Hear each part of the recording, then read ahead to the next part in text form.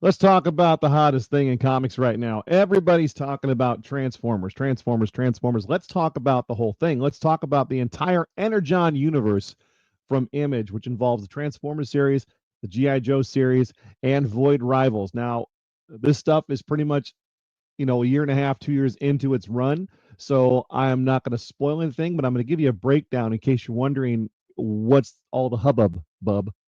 So we start everything off in the Energon universe with this baby right here. This is Void Rivals, Void Rivals number one.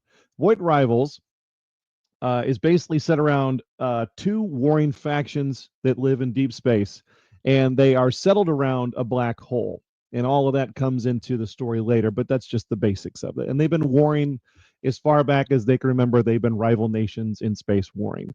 And there is a big battle in space, and then two pilots kind of get shot down, and they land on this moon, like a no atmosphere type of moon, like our own moon, but not our moon, someone else's moon. And they have it out and realize after a few minutes they're not going to survive unless they work together. So if you're a child of the 70s and 80s and you saw Enemy Mine with Louis Gossett Jr. and I can't remember who the other actor was, where they two alien races, two people, humans and aliens, had to survive, work together to survive. That's what this is. And the first issue, they're scavenging the planet trying to find things to at least repair one of their ships so they can both get back home and survive. And they come across a derelict spaceship. And after a couple seconds of tinkering around, it converts, it transforms, and it's Jetfire, who, if you're a Transformer fan, you know exactly who that is.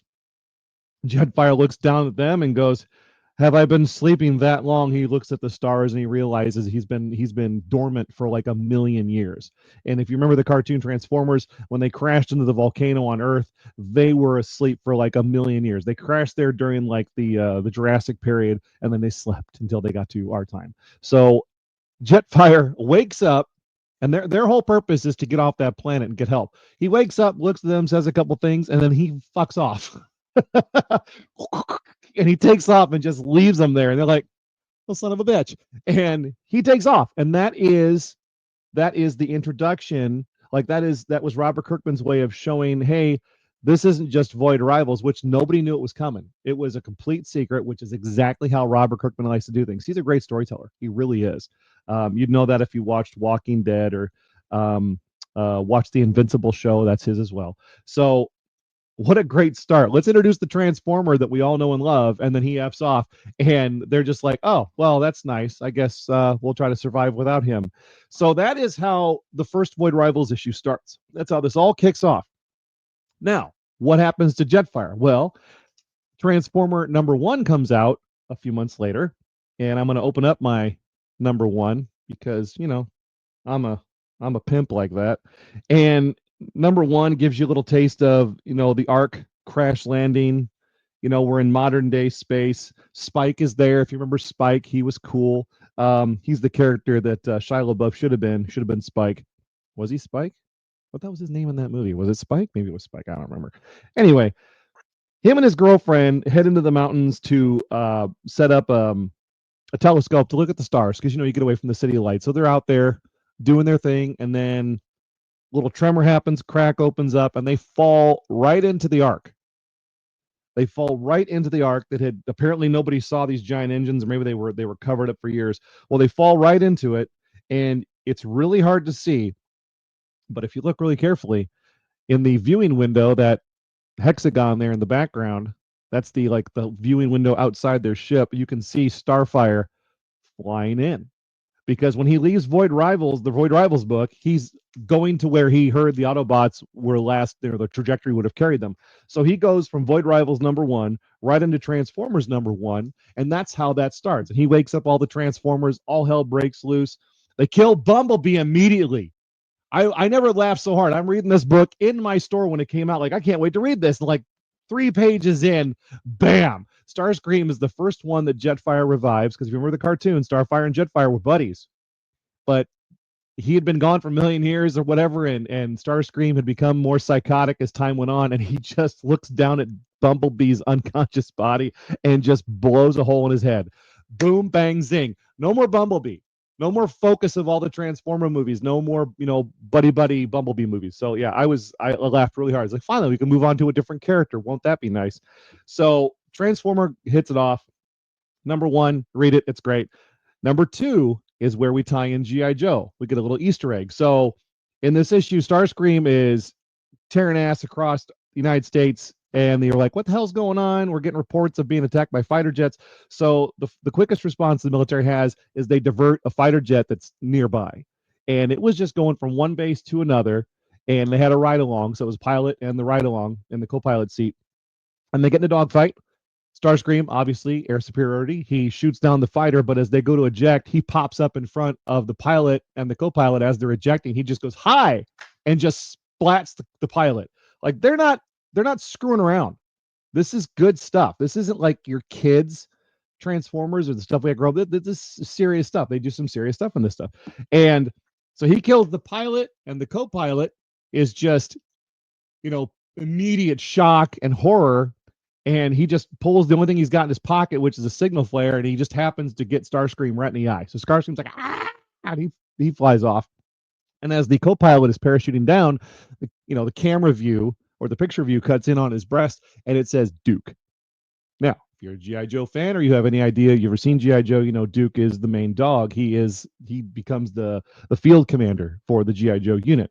So now we've got an Easter egg for G.I. Joe. So we had Void Rivals, Easter egg, and Transformers, Easter egg, and G.I. Joe. And we're like, this is set to be something really cool. And it's a slow burn, which is why I think it's so damn good. So we go from Transformers number 2. This is a reading guide, by the way, so you may want to rewatch this video and start writing stuff down. I'm not going to put this in the notes because I don't type.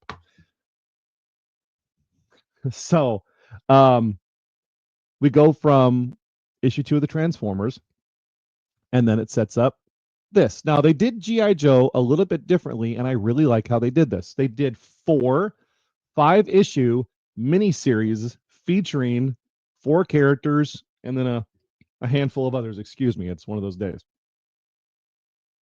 So we've got Duke in this one. And basically, I'm not going to open up all the books and show you. I wish I had digital images, but I don't. So there. Jay's got me beat on that when he shows really pretty slides when he talks about his Dust Trunk 3PO, Jay. So in this book, you get a 2.5 page breakdown of Hawk, Colonel Hawk at this time, not General, I think. And he's like, you were this, and it's cutting for image to image to image. It's just a big highlight reel of Duke's career in the military. You were this, and you were this, and it was fantastic, and nobody could do it better. You you refused promotion so you could stay in the field because that's the kind of soldier you were. And then it goes, what happened? And he's sitting in a chair, and he's all bags under his eyes. He's got, multiple day growth. His uniform is like crap. He looks like shit. He says, what? And they get into a big discussion about what happened. And Duke is like, so it's the point where you find out basically that nobody is listening to Duke and they're not giving his story any credibility. They're basically classifying the whole thing. He jumps up and says, what about the robots? He's like, it's classified. He's like, what about the black box? He goes, it's classified. He just throws all Hawk shit on the ground. He goes, this is bullshit. And he fucks off. And cut to a little, discussion Hawk's office, cut to a little later, and Duke's full beard, driving across the countryside. He's sitting in his Jeep next to books like Mindbender's Theology and Aliens Are Real. He's basically going down that road. You're like, oh boy, here we go, right? Alien conspirator. Although he's right. Starscream is technically an alien, and he was shot down by a giant robot. So he links up with, this is where, I'm going to cut to a little side note here. This is where, if you're a G.I. Joe fan from the 80s, and you watched any of those cartoons, or you read the comic books, if you are not reading this stuff right now, you are just doing yourself a disservice. I can tell you from a very personal note that being a Joe fan your whole life, like having that be a part of your childhood, growing up, that was your teddy bear, your safe space, your go-to when you were having a bad day. I love G.I. Joe. I grew up with G.I. Joe. My quick thing about me is in 1982 when G.I. Joe first came out, and I had got some toys for Christmas. I could tell you exactly where I was when I opened them. I could tell you exactly how I felt. My dad had come to the realization, he's like, well, if he likes these toys so much, instead of just buying him random toys for holidays and his birthday and stuff, let's just get him stuff from the G.I. Joe line. Fucking genius. That's the one that's my dad. Genius right there. So every birthday, every Christmas, I would get a large GI Joe toy. Now my family wasn't rich. My dad did very well as far as managing his money, but we weren't rich. So these pictures I see of GI Joe fans that were my age back in the 80s, where they're sitting there with like 13 figures and 12 toys. I'm like, you sons of bitches. So I would get one vehicle or one playset toy, and then I would get $5 a week allowance to go out and buy a GI Joe toy. So this was I tell my mom this. I remember this perfectly during the summertime, especially, and or if it was during the school year, it'd be like a Saturday. But I would go and I would endure, and I mean endure. If you haven't been shopping with my mother, you have no idea the torture that you're in for. 4 hours. We'd spend 4 hours walking around stores that I had no interest in being in, just for the promise of the reward that we would go to like Target Last or some place where they had a toy section that I could actually look, and I would take my $5 and hopefully there'd be a Joe there that I didn't have, because Joes were kind of scarce in the 80s too. It was hard to find them in certain places. They didn't stock them like in where I lived. I lived in the heartland of America, where we're all what we call Iowa nice, but we don't apparently have the worst distributors because we couldn't get shit in our stores. So I would spend $2.99 plus tax for my GI Joe figure that I would then take home, and that was my prize. I worked for that money, and I was able to go buy something. And then we'd stop by the old Lake Drive grocery, and if you're from my hometown or my area, my school, Lake Drive grocery. It was a gravel road. It was a gravel parking lot, two pump gas station. And when you lived in the country, you filled up your tank, went to town, and when you were done, you came home, you filled up your tank. That way your tank was full. I don't know why my mom had to fill up twice, but she usually filled up on the way back. We'd stop at the Lake Drive grocery. I'd run in, I'd grab a glass bottle, a 16-ounce glass bottle of Pepsi. And then I'd go to the counter, and they'd have Tootsie Rolls in a penny jar on the counter. And I'd spend every single penny, like literally every single penny in my allowance. G.I. Joe, glass bottle of Pepsi, Tootsie Rolls, let's go home.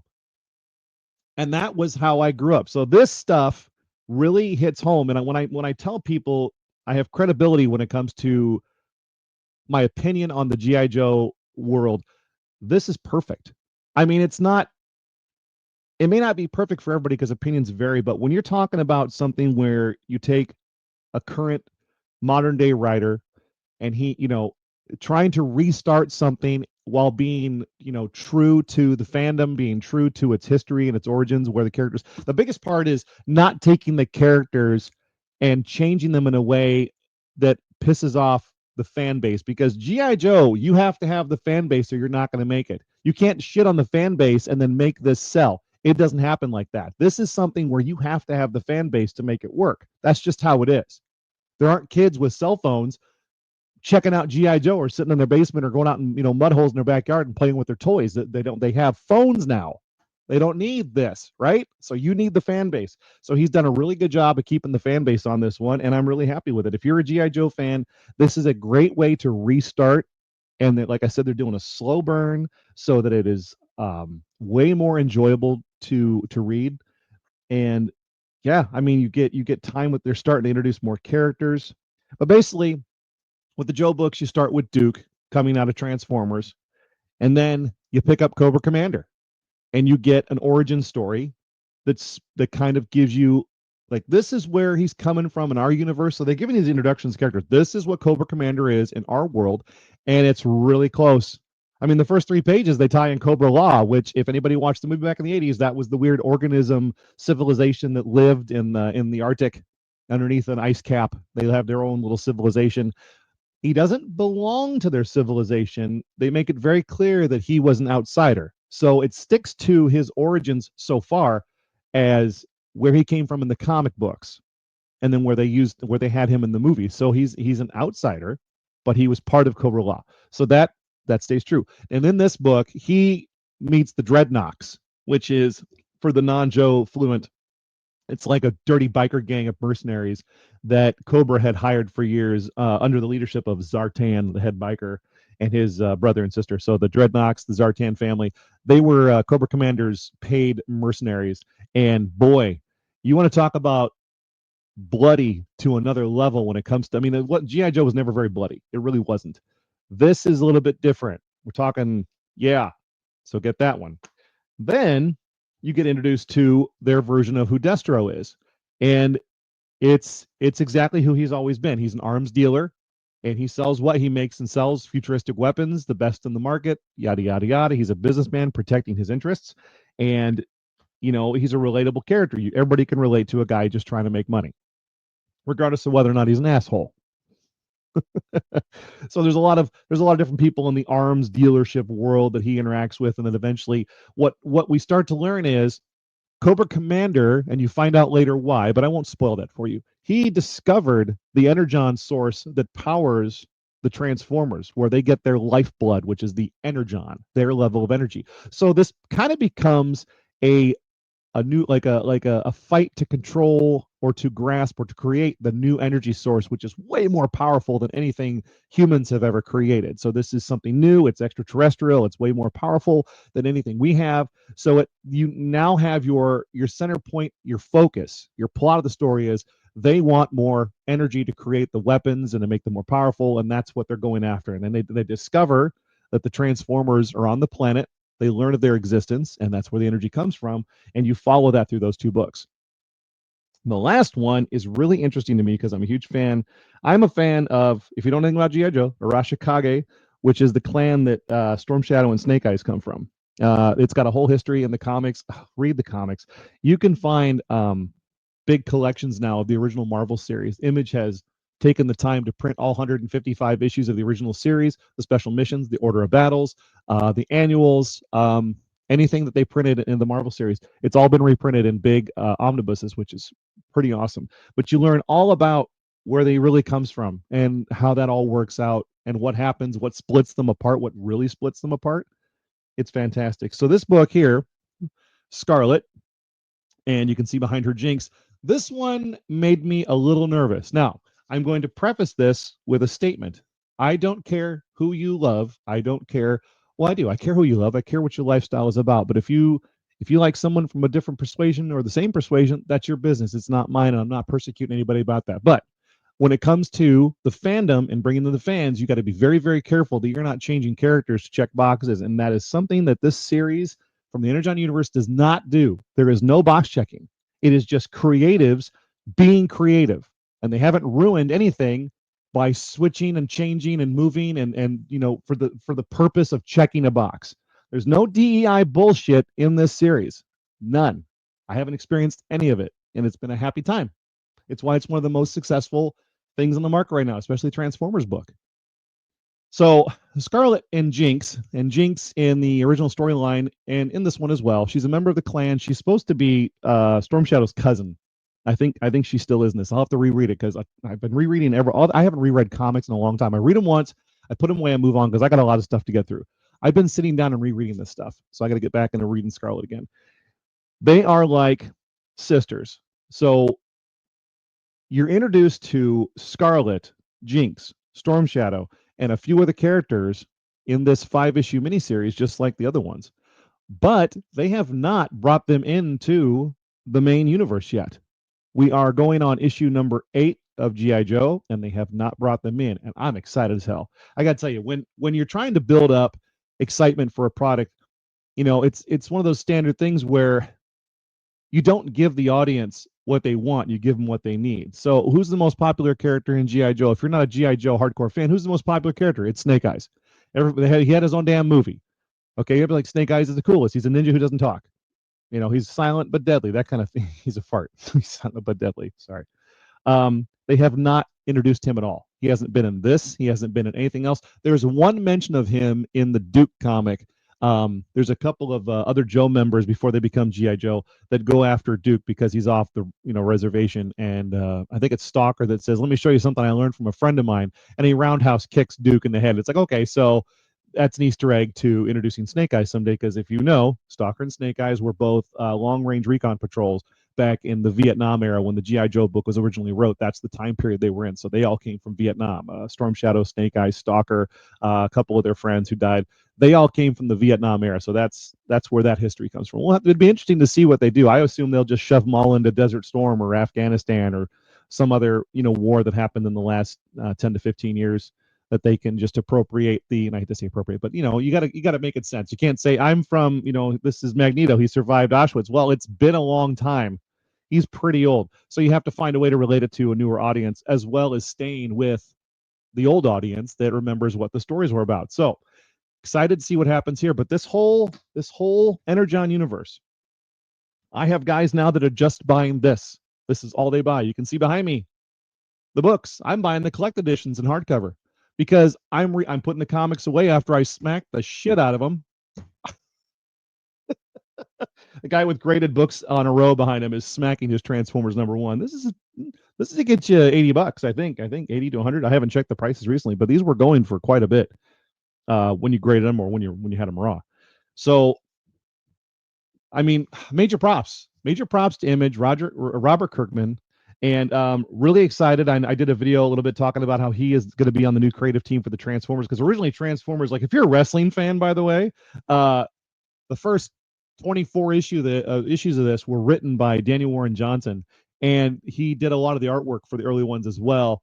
And he loves his wrestling moves. Like I mean, you want to talk about fun comic pages. There's full blown double page, one picture artwork of like Optimus Prime clothesline and other Transformers or suplexing or drop kicking one off a building. It's like all the way down. So it really harkens back to the 90s when we were getting some of the best artwork that we could get in comics because you got these guys who could just lay out a book like Todd McFarlane, Rob Liefeld. Rob's, whoever's art it wasn't sometimes always the best, but the layouts were like, wow, this is what I want to see when I open up a comic book. So again, I cannot talk enough about the Energon Universe. It sells more than anything else to my customers at my store. I recommend it to everybody who walks in. And, if you have a comic store in your area and you haven't been hearing about this series, punch them in the face. I mean, don't do that. I shouldn't advocate for violence. Verbally assault, does that work? Can I get away with that? Verbally assault them? No, don't do that. That's not nice. Ask them why. Why aren't you getting these books? Why don't you have these, Mr. Comic Salesman? Why aren't these in your store? They're in his store. I don't think there's another store in the nation that sells comic books that's not buying this series right now. It's the most popular thing from Image. So that's really all I got to say about that. I mean, there's not much. Also, if you're a hardcore G.I. Joe fan, get online and try to find them. The omnibuses from Image put out a Kickstarter last year that we dipped into, and I have them on my bookshelf. And unfortunately, now they're up to like $500 if you want them. But it's 4 3-inch thick hardcover faux leather bound gilded pages, silk ribbons. But it completely reprints the original Marvel series written by the great Larry Hama. And yeah, I mean, there's nothing else I can say about that. There really isn't. So that's it for me. To all my nerds, geeks, dweebs, fanboys wandering the content wasteland, please keep coming back from some sanity in an insane world. I'm Big J. Good night.